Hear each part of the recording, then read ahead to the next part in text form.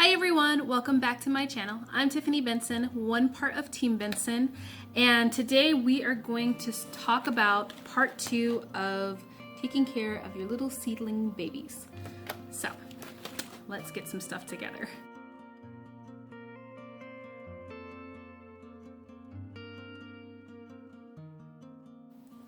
So first things up, guys, I'm really excited about all of our new subscribers. I can't believe that we are about a little under 200 subscribers away from hitting 2,000 subscribers. So that's really exciting.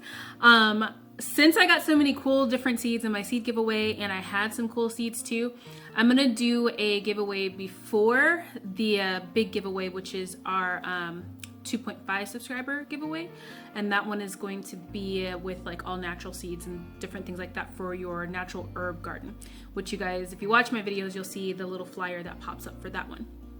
But since I have some cool seeds to, share with you guys, because I can only grow so many at a time, I thought it would be cool to do a giveaway when we hit 2,000 subscribers, since we've been getting a lot of new subscribers and you guys are awesome. So I'm going to pick 2 people once we hit 2,000 subscribers, and then I'll post a video where you guys can comment, and then I can pick a random person from there. But first up on that, I'm gonna have some dragon tail radishes. If you guys have been in my garden or seen in my garden, it is the big potter with the ones that look like little snakes. So that one will be kind of cool to grow, and they're purple, so why not? And then I got some extra scarlet runner beans. These ones are beautiful. They give off really bright red flowers. So you guys will see those coming up in my garden. Last year I planted them, it was too hot, but this year I got it planted a lot earlier. So they're starting to climb right now up the arch trellis. So those are gonna be really pretty, but these seeds are like super big. I'll show you guys. They look kind of like if I can get in here.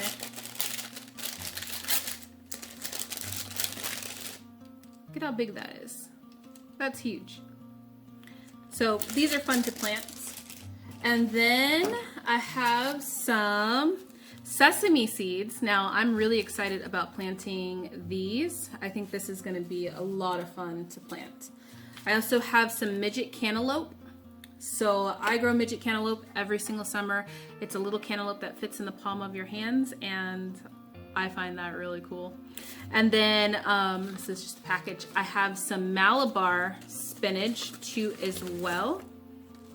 Got some of those seeds. Now my Malabar spinach is the one that it tastes like a spinach, but it grows like a succulus, and it is a succulus. So that one I really love because it can handle a lot warmer temperatures. So if you guys are looking for different things to grow during like a hotter temperature or during the summer, Malabar spinach is the one. The next thing I have is a early Jersey cabbage. Now this one is really cool because it's an heirloom cabbage, and it grows kind of like in a cone. So not just like a round cabbage like you would normally see, but it's actually in a cone. So that one's really cool. I have some of those in my garden right now that I'm waiting for. And then I have an Armenian long cucumber. This is another one that will last throughout the summer. So Armenian cucumbers we can grow in really hot temperatures here in Arizona. So those are ones that I love. And it's technically a melon, but it tastes like a cucumber. And then the other one I have is a Jericho lettuce. Now Jericho lettuce is supposed to be able to handle a little bit warmer temperatures too. I don't think it goes all the way till it's like 120, but it says early summer is where the flavor is, it has the best flavor. So if you guys have just a regular temperatured garden, you guys can probably grow this type of lettuce all year long. So let's get into some important steps to up-potting these babies. Okay, so let's talk about what we're going to do to up-pot these seedling babies. Now, if you didn't watch part 1, then make sure that you watch that one. I will link it at the end of this one so that then you can watch it afterwards. And it'll tell you what to do for when you're first starting out with getting your seedlings started. Now, first and foremost, when you're up potting, you're gonna wanna use a seed start mix. as it hits me in the face. So this one is just one from Jiffy, and it is the organic one. It has a peat moss and a coconut coir in it. Those are important because they hold the water in your soil, so that then your plants aren't drying out all the time. You don't want to use like mix dirt out of your garden, because you can bring in and just kind of introduce a lot of like little insects in there. So you want something that's going to be a little bit more sterile, and something that still is kind of really fine, so that the roots can kind of grow in there. Because if you look at something like my Jericho lettuce, see, the roots are not really that big. So it's not, I don't want something that the roots are going to have a hard time kind of navigating through when it's already kind of used to being tucked in this little thing. So we're going to ease it into being in the ground, because it's not like it was already in there. Okay, so when I'm putting together my soil to put into my little cups, I'm going to add hot water to this. So I just pour it out of the bag, add some hot water, and then stir it around. I don't want it to be sopping wet. I want it kind of to be crumbly, where it kind of clumps a little bit.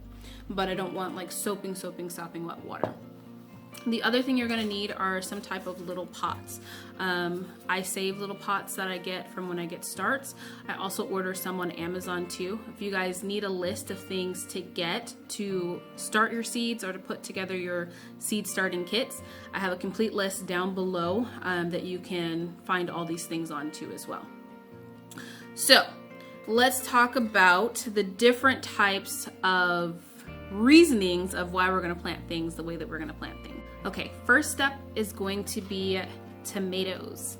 Now, this tomato may look a little bit leggy, but what it's done is that it has grown basically little roots. It looks like little hairs. So if you get close up to it, it looks like little hairs along the stem. So I want nice leggy tomatoes. When I'm starting out, a lot of people said in the beginning like, oh, those are really leggy. And when it comes to like my lettuces, I don't really want them to be leggy. But when it comes to my tomatoes, the leggier the better, because it's going to grow all of these little roots along the stem. And if I essentially plant this all the way up to where I don't see the little roots anymore, or they're not as many, probably about right there, it'll grow a big giant root ball. And that'll make for a lot healthier, stronger plant if it has all of those roots to absorb nutrients and water. And when it comes to tomatoes, we want to be able to absorb all of those nutrients and water, because we want to have big tomatoes. So what I'm going to do is I'm going to put a little bit of the seed starting mix down here in the bottom. I'm going to kind of measure it to kind of see how much I need to put down there. Now I could even plant this even deeper, so I will take a little bit of it out. Because the nice part is that it'll grow in this, and then I'll be able to plant it even deeper when I take this and put it into the dirt. So I will develop a huge nice root ball for this tomato plant. Now, some people have told me I don't need to take these things off, but I always take the little papers off of them too as well. Now the other thing I want to do is I want to bury this as deep as I can, so I'm going to cut off these little leaves. Now these are the true leaves, or those aren't the true leaves, those are the ones that just pop through the seed in order to open it. But also if I had true leaves that were down there, like if I were to look at this tomato plant, I probably would take off the first set of true leaves right there and then just leave the crown. As long as you leave the crown on your tomato plant, which is like pretty much that official set, then it is going to continue to grow, because your plant grows from the crown.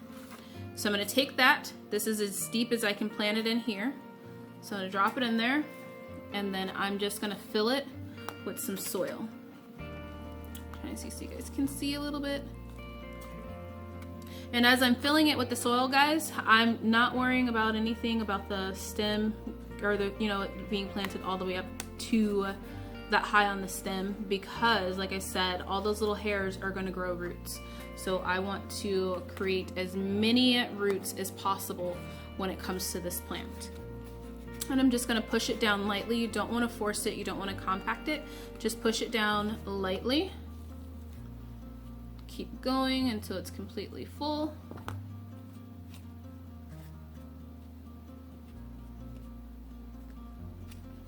And then I'm just gonna put a tag in it, call it, or so I know what it's called and which one it is, because I have some mystery tomato plants in my garden right now. I only know what one of them is. So at least I will know what these ones are. And then I'm going to put it in a tray that doesn't have any holes in it, so that when I water this, I'm gonna be able to still water it from the bottom up, so that once again, I'm not gonna splash anything onto my plants. So not every plant are you going to plant deep. Most plants, you can't. It's pretty much just tomatoes because they're the only ones that grow additional roots. So I'm gonna pick another plant here. Let's pick my Jericho lettuce. Now this lettuce plant is growing 2 lettuce plants in here. Now if these were smaller seedlings, I could separate them, but since I've let these go a little bit, they're completely kind of intertwined. So I don't wanna go through putting them in water and all that. So all I'm going to do is I'm going to select the healthiest one. Now if I look at these two, this one is clearly the healthiest one. It's growing nice and straight. It's not kind of bent how this one is bent, and the leaves on it look a lot healthier. So what I'm gonna do to make sure that I give this plant the best start, and you can eat these, you can do whatever you wanna do with them because they're still edible, is I'm going to pick one. And then also I'm gonna look at my plants. Now I let these go a little bit long, so there are a couple things that are going wrong with them. I will show you some of the wrong stuff that happened to some of them that I can't plant, they're dead. And I'll show you why. But what I wanna do is prune off any leaves like this. Now these are the starter leaves, so they're not the true leaves anyway. So anytime, these naturally will fall off, or you can just prune them off too as well before up potting them. I'm a little big on pruning, so I'm gonna go ahead and prune those before potting them. So I'm gonna look at it, make sure that there's no other bad leaves, and then I'm going to get the pot ready to up pot this one. I'm getting a little cup here, and I'm going to fill it with some dirt. My camera ran out of battery, so I had to go grab a charger. And then I'm gonna just kind of measure it to kind of see where it's at. Now I don't want to get anything over just kind of where this soil line is, so I'm gonna put it all the way up to where this one will actually fit. So we're just gonna take the little paper off. And as you can see, these ones really have shallow roots. Sometimes you'll get crazy gnarly roots. I like starting my seeds at this time during the winter, because when I go winter to spring, everything grows nicely and it's great. But when I go from summer to fall, everything's crazy when I see it start. Now I am actually going to make it a habit for myself to keep my garden filled and to keep things growing in my garden. So as things are starting to dwindle or they can't take the heat, I want to make sure that I'm replacing them with a plant that can, and just kind of really keeping my garden going. That's going to be my goal for 2021 for myself, and you guys should make it your goals too, because there's a lot of things that you can plant during a longer season, and you can really increase your season if you kind of find what works for you and what works in your garden. So since I have a hotter garden and a hotter climate, one of the things that I looked out for is different plants that can handle the hotter heat. And so as those plants come along, or as the temperature gets higher, then I start planting those plants and taking out the ones that are maybe just like it, like this lettuce here. This one can handle hotter temperatures, where some of like my really winter lettuces are already starting to bolt when it's just like 70 degrees. So those ones I can get ready to start pulling and plant these ones next. So I'm gonna go ahead and put that in there, and like you can see, that one's all set. So let me wipe the dirt off my hands, and then we're gonna talk about what went wrong on some of my plants and why. Okay, so when I look at this, it looks really pretty from here, but there are a couple things that went wrong and that went really bad. So let's talk about why this little guy looks burnt to a crisp. This one, I'm not really sure what it is because I don't have my book over here where I labeled everything out. And it's burnt up, so I can't tell. This one was pretty leggy. I think it was a kale, actually. So it was pretty leggy, and it was getting too hot next to the light bulb. Now, when you are starting your seeds, you want the light as close to the seed, like soil, as possible, because you don't want them to be as leggy. When they start to grow, one of the things you want to do is you want to raise the light, because if you don't, this can happen. And this happened on a lot of like my lettuces, like my winter lettuces, and then my cabbages. All of my cabbages are completely ruined.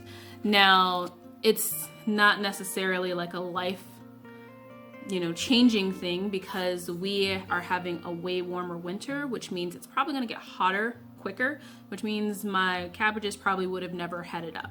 So now, instead of worrying about it and restarting the cabbages, I'm just going to plant something else. Now, if you still have time in your growing season to plant your cabbages or plant your things that turned out like this, then go ahead, replant them, and then that way you'll have that another chance of starting them. Now let's talk about why some of your leaves might be yellowing. Now, if I look at my kohlrabi, I can never say that word, and as you can see, the tips of the leaves are pretty yellow. This one's also really leggy too as well. Now, the reason why it's looking like that is because it ran out of nutrition basically in this little seed pod. So one of the things that I'm going to do when I upplant all of these is I'm going to mix just a little bit of fish fertilizer, maybe like a tablespoon to like a half a gallon of water, and I'm going to water my seedlings with that, because seedlings have enough nutrition in their actual seed to kind of get them through, like getting that first burst of energy to burst through the soil, and then they have enough nutrition in this little seed pod to kind of get them through the first couple of weeks. After that, you want to up pot them to something bigger, so then that way that you can start feeding them more fertilizer and more nutrition. So if they're yellowing like that, don't worry about it too much. You want to plant your plants before they get like that. But if they're already like that, don't worry about it. Just up pot it and then give it a little bit of fish fertilizer or some type of organic liquid fertilizer. Now, the other thing is legginess. Now, what happens if your plants are insanely leggy like this? Now, this one is my cilantro. And I have cilantro that looks like this, and then cilantro that looks perfect like this. This one was close. It smells so good, guys. Sorry, I got distracted. This one was closer to the light bulb because my light bulbs kind of go in at angles. This one was closer to the light bulb. This one was further away. Now, one thing that you can do to kind of combat that is every day switch. If you don't have the big row light bulbs, then switch your positioning of your tray. So then that way it'll be equal. You won't have this legginess. But this is still gonna grow into a plant. It's still gonna be yummy, and I'm still gonna have tons of cilantro, which I have a lot of cilantro seedlings here, and we'll talk about that later in a different video on why on God's green earth would I plant this much cilantro.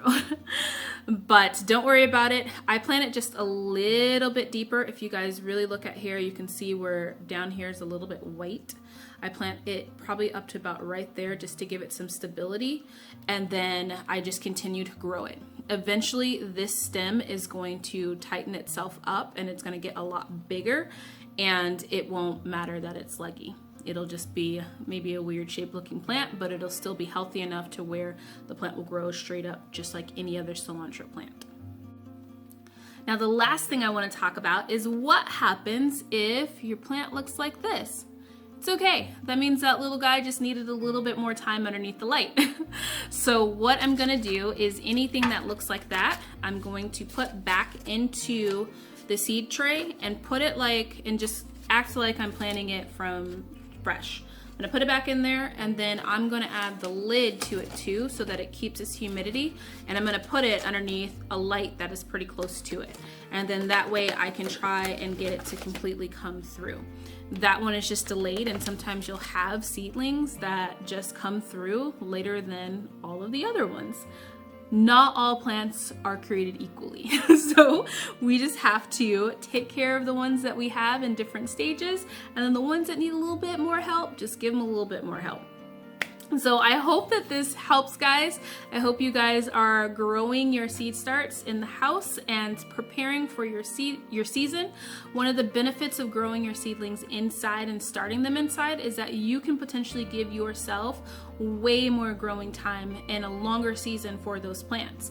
If you guys think about it, if you plant a seed in the ground and it says this takes 100 days for it to fruit, then that's going to be 100 days from when you plant that in the ground. But if you start it inside, like this basil here, I can start using this basil now if I wanted to, because those little basil leaves are yummy. I mean, I don't want to, I want it to grow out a little bit, but instead of waiting until the spring and planting this basil as a seed, I'm now gonna have a big bushy thing of basil that I can put this right outside and put it in the ground. It's gonna be a nice big bush, and I can already start pulling from it, and it'll already be ready to eat. Same thing with your tomatoes. You'll get your tomatoes a lot earlier, you get your cucumbers a lot earlier, all those different things. So that's the benefit of kind of planting things inside, and you can kind of really watch the health of your plant. So if the weather is kind of crazy, because all of these seedlings now are going outdoors. They live outdoors. At night, I bring them inside because it is still a little bit too cold for some of these at night. But that's the beauty of me being able to grow these seedlings inside, is because they're in a tray and I can bring them in and out whenever I need to.